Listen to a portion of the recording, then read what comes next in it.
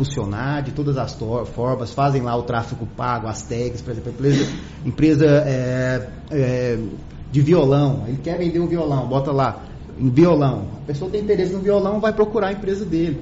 Então hoje o faturamento aí é extraordinariamente grande, uma margem de lucro muito grande.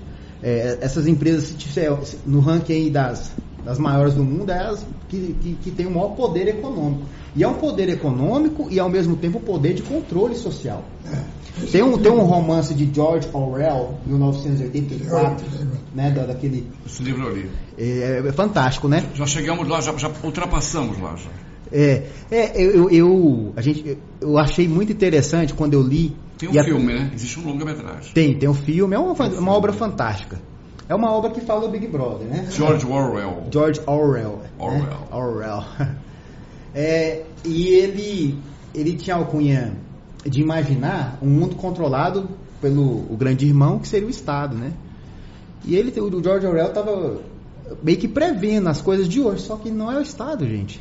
O que tem feito um controle social a partir desse sistema de tecnologia, desse sistema de redes sociais, são as Big Techs. As Big Techs hoje têm informação da gente sobre tudo. E outra, elas controlam comportamentos, modo de vida, controlam sistemas políticos e elas são alimentadas pelo ódio, porque o ódio vende.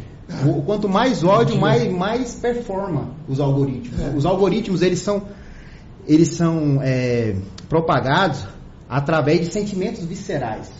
E os sentimentos viscerais, eles são muito ligados a tragédias, muito ligados a discussões, ódios, polêmicas.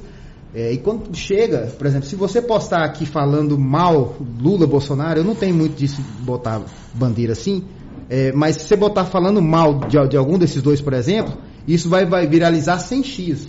Se você falar bem de qualquer um desses dois, vai ser 2x.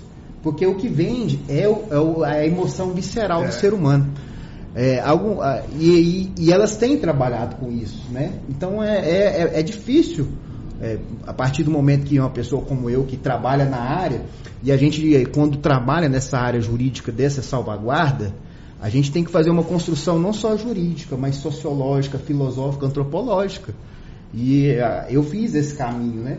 Então a gente acaba tendo que ler romances como o do George Orwell aí, no qual a gente começa a perceber que essa visão era tida por homens visionários, inteligentíssimos, escritores e intelectuais que percebiam e pensavam o mundo, que falta muito hoje, né? Pessoas que pensam assim. Inclusive, quando ele fez isso, ele fez visando a União Soviética.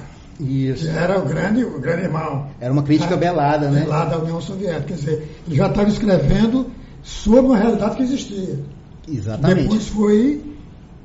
Acho que acabou, mas não acabou, tá aí. Né? E ela, tanto era uma visão contra um sistema de esquerda, mas o de direita é a mesma coisa. Direita e esquerda aí, quando chega ao extremo, é a mesma coisa, os dois.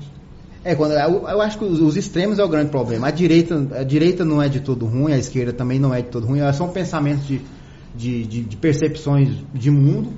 Aí até o momento que você tenha uma dos dois lados e respeito o seu próximo, não tem problema. Mas eu estava até refletindo sobre isso esses dias. Por exemplo, há uma grande inclinação para achar que o Lula é comunista, não tem isso aí? Mas, cara, me fala uma coisa. Desde o primeiro governo de 2022, eu não vi uma coisa, sequer. E aqui eu não estou fazendo análise de defendendo Lula, porque eu vou falar do outro lado também. Para ver como a análise é torta dos dois lados. Me fala algum momento que houve uma lei de violação de propriedade privada do PVT. Não existiu. Me fala um momento de uma lei que cerceou o lucro de empresas e bancos do PT. Ao contrário, ele deu mais lucro aos bancos. Exatamente.